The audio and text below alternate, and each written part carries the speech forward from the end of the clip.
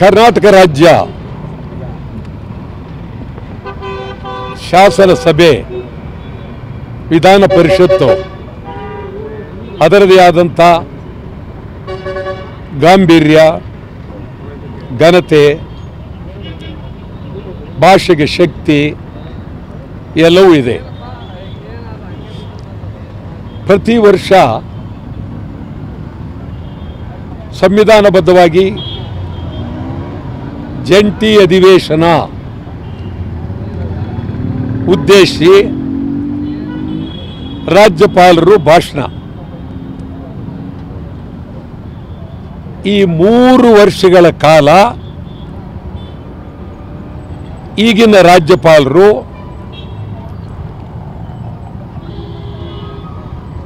ಜಂಟಿ ಅಧಿವೇಶನ ಉದ್ದೇಶಿಸಿ ಹಿಂದಿಯಲ್ಲೇ ಮಾತನಾಡಿದ್ದಾರೆ. ನಾನು ಅವ್ರ ಬಗ್ಗೆ ವೈಯಕ್ತಿಕವಾಗಿ ನನಗೆ ಗೌರವ ಇದೆ. ಇದು ಕನ್ನಡ ರಾಜ್ಯ, ಕರ್ನಾಟಕ ರಾಜ್ಯ ಜಂಟಿ ಅಧಿವೇಶನ. ನಾನು ಸುಮಾರು 20 ಅಧಿವೇಶನದಲ್ಲಿ ಕನ್ನಡದಲ್ಲೇ ಭಾಷಣ ಮಾಡಬೇಕು ಅಂತೇಳಿ ಭಾರಿ ಗಲಾಟೆ ಮಾಡಿದ್ದೇನೆ, ಜಾಗಟೆ ಹೊಡೆದಿದ್ದೇನೆ. ಅನೇಕ ರಾಜ್ಯಪಾಲರುಗಳು ಭಾಷಣ ಮಾಡಲಾರದೆ ಹೊರಗೆ ಹೋಗಿದ್ದಾರೆ. ಖುರ್ಷಿದ್ ಆಲಂ ಖಾನ್ ನನ್ನ ಗಲಾಟೆಯನ್ನು ತಡಿಲಾರದೆ ಭಾಷಣ ಮಾಡಲಿಲ್ಲ.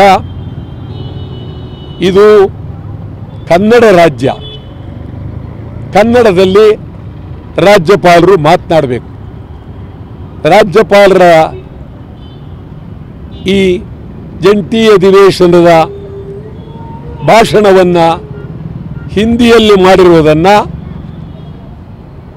ನಾವು ತೀವ್ರವಾಗಿ ವಿರೋಧಿಸಿ ಇವತ್ತು ಅವರ ಭಾಷಣಕ್ಕೆ ಕಪ್ಪು ಬಾವುಟ ಪ್ರದರ್ಶನ ಮಾಡುವ ಮೂಲಕ ಕರಾಳ ದಿನಾಚರಣೆಯನ್ನು ಮಾಡ್ತಾ ಇದ್ದೇವೆ.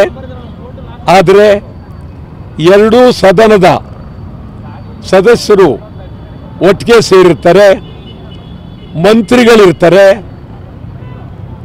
ಒಬ್ಬನಾದರೂ